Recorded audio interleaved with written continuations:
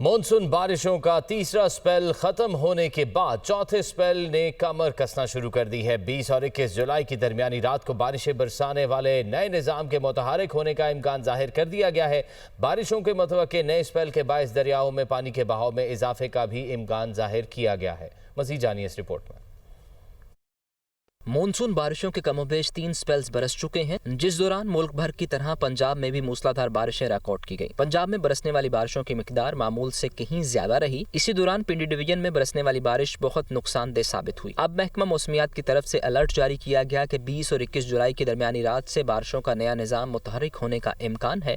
बताया गया कि बारिशों का नया सिलसिला 25 जुलाई तक जारी रह सकता है। इस दौरान रावलपिंडी, गलियात, अटक, चकवाल, मंडी बहाउद्दीन, हाफजाबाद, गुजरात, जेहलम और गुजरांवाला में बारिशों की पेशगोई की गई। लाहौर, फैसलाबाद, सियालकोट, नारोवाल और टोबा टेकसिंग समेत दीगर अजला में भी तेज बारिशों का इम्कान जाहिर किया गया। इस हवाले से PDMA ने सुबह भर के इंतजामी हुकाम को अलर्ट जारी कर दिया। मॉनसून बारिशों के बायस दरियाओं और नदी नालों में पानी के बहाव में इजाफे का खदशा भी जाहिर किया गया।